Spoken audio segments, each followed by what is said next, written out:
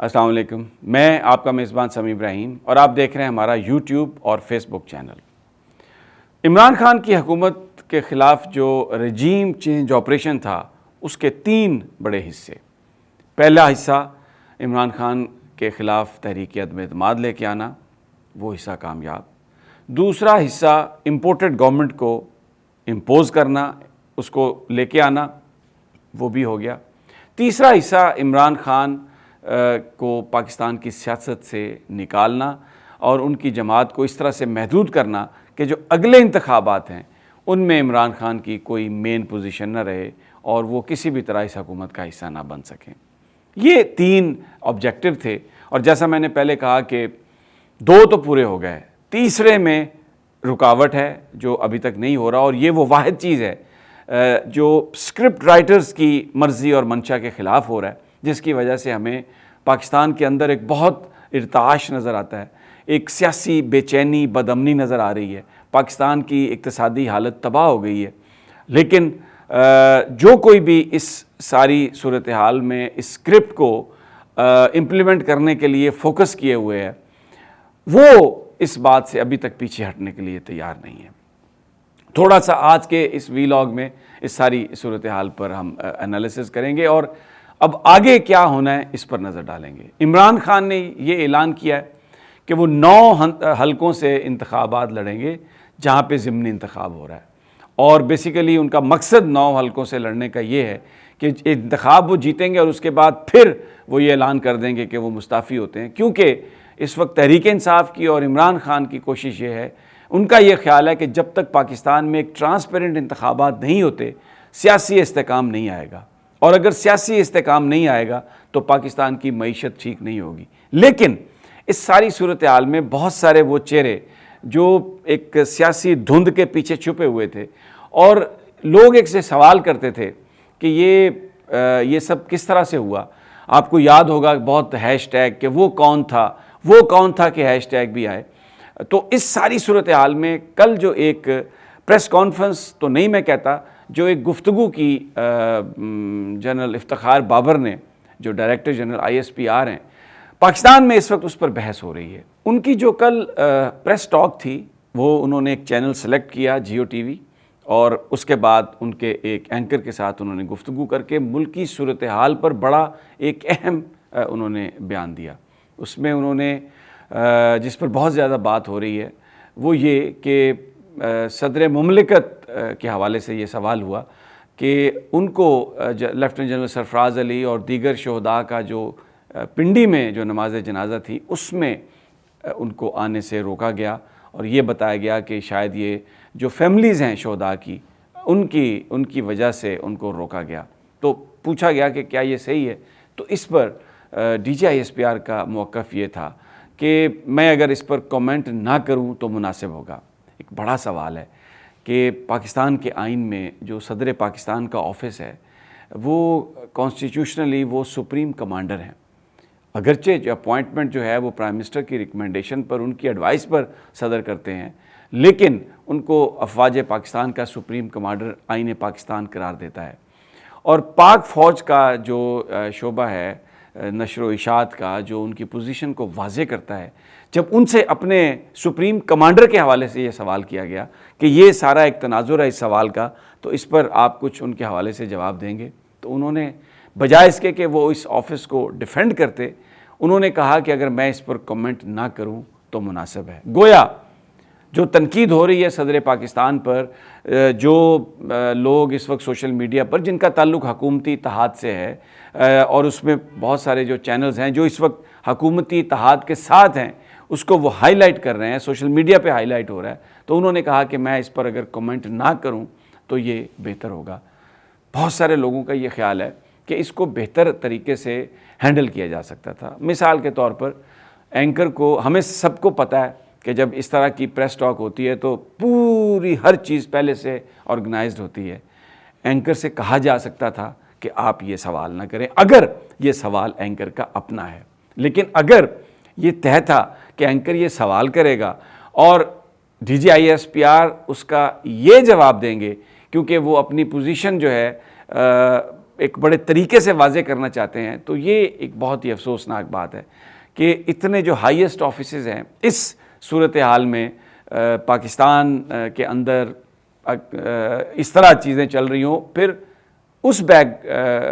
Ground میں آپ دیکھیں DGISPR بار بار یہ کہتے ہیں کہ افواج پاکستان سیاست میں نہیں ہے. بالکل لوگ اس بات پر بلیو بھی کرنا چاہتے ہیں، لیکن ہم سب نے یہ سنا ہے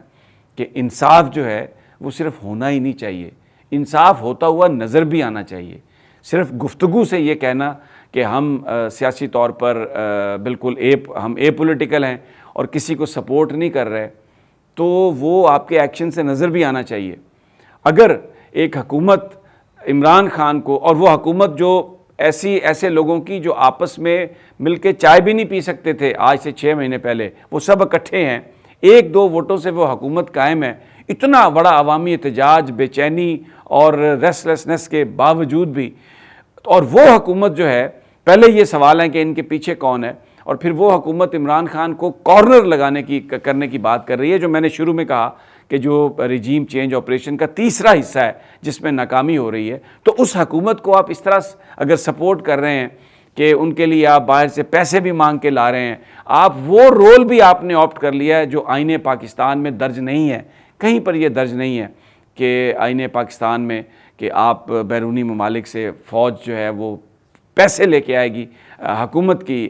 حمایت کے لیے، بھلے کسی کے ساتھ بھی، کسی کے لیے بھی اگر انہوں نے کیا ہو. لیکن یہ تو اب باقاعدہ طور پر کلیمز ہیں، یہ تو باقاعدہ طور پر آتے ہیں ٹکرز آتے ہیں، ریکویسٹ آتی ہے کہ اس چیز کو آپ ہائی لائٹ کریں. It is good for Pakistan, but سوال یہ ہے کہ کیا یہ پاکستان کے آئین میں ہے؟ اور اگر یہ اچھی چیز ہے، اگر پاکستان کے لیے آرمی چیف مانگے اچھی چیز ہے، تو پھر یہ چاہیے پاکستان کو کہ وہ اپنے آئین میں ترمیم کر کے فوج کو ایک باقاعدہ کانسٹیٹیوشنل رول دے دے، جس طرح 80 کی دہائی میں ٹرکی میں ہوا تھا. اس سے کیا ہوگا کہ ایک جو بیہائنڈ دا سین جو ایک چیزیں ہوتی ہیں جس کی بنیاد پر حکومتیں گرتی ہیں اور بنتی ہیں، اس پر کسی کا بھی اعتراض نہیں رہے گا. اور کھل کر اگر آپ مدد کریں گے جیسے آپ کر رہے ہیں، تو اس سے آپ کو اپریسیشن بھی ملے گی. امیج برا ہونے کی بجائے آپ کا امیج اوپر بھی جائے گا، آپ کا امیج بلڈ ہوگا. تو اس وقت جو پرابلم ہے وہ یہ ہے کہ جو تیسرا مرحلہ ہے ریجیم چینج آپریشن کا، وہاں پر پرابلم آ رہی ہے. اور اب جو 9 حلقوں سے انتخاب لڑنے کا فیصلہ کیا عمران خان نے، کچھ اس کو لمبا چھکا قرار دے رہے ہیں، کچھ اس کو نو بال پر ایک فری ہٹ بھی اور ایک رن بھی، اور پتہ نہیں کیا کچھ اس کو قرار دے رہے ہیں کہ بالکل یہ طوطے اڑ گئے ہیں. اور اب پیپلز پارٹی میدان میں آ گئی ہے، سلیم مانڈوی والا میدان میں آ گئے ہیں، وہ ان کے نمائندے ہیں. الیکشن کمشنر کو یہ کہا گیا ہے کہ وہ عمران خان کے کاغذات نامزدگی ریجیکٹ کرے، اس بنیاد پر کہ ان کے خلاف الیکشن کمیشن نے ہی فیصلہ دیا ہے کہ انہوں نے اپنا جو سرٹیفکیٹ ہے، بیسیکلی الیکشن کمیشنر تو یہ حلف نامہ کہہ رہا ہے، لیکن در حقیقت وہ سرٹیفکیٹ ہے کہ اس سرٹیفکیٹ میں آپ نے غلط بیانی سے کام لیا ہے. پیپلز پارٹی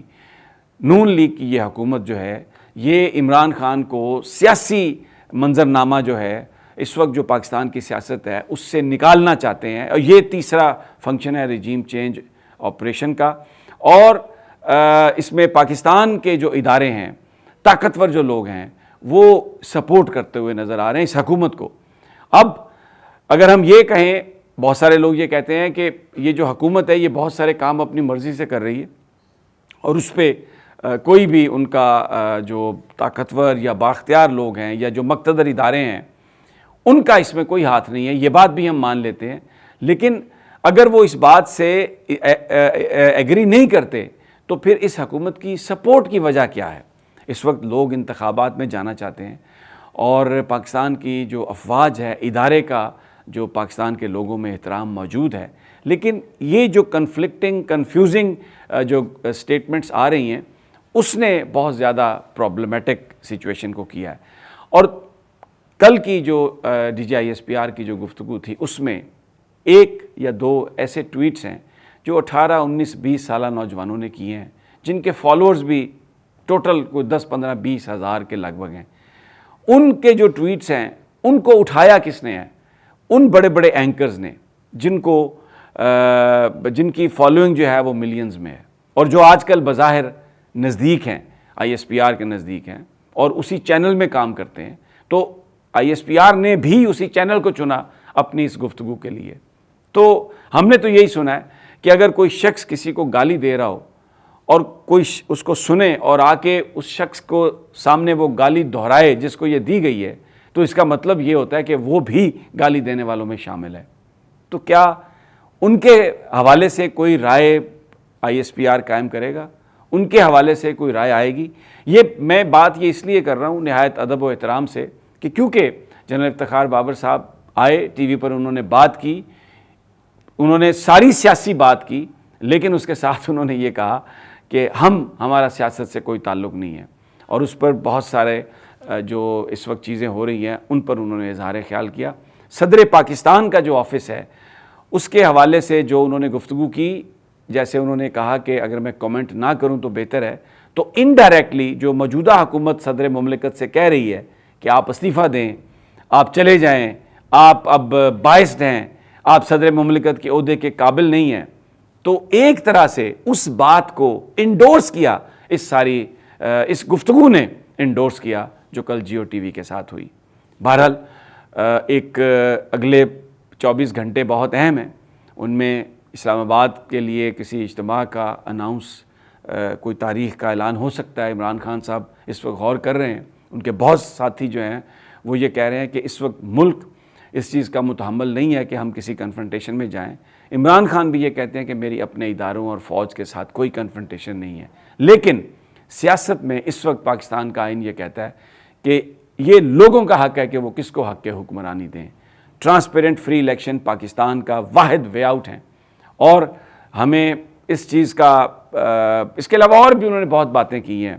تقرریوں کے حوالے سے باتیں ہوئی ہیں، لیکن میں اس موضوع پہ نہیں جانا چاہتا، اس لیے کہ ہم بہت ساری چیزوں کے بارے میں بات کرتے ہیں، تو جیسے کل گفتگو ہوئی وہ اپنے ہی اداروں کو ہم کمزور کرنے کی کوشش کرتے ہیں، تو میں اس گفتگو سے اجتناب کروں گا۔ اگلی ویڈیو تک اجازت دیجیے، انشاءاللہ جلد ملاقات ہوگی۔ اللہ نگہبان۔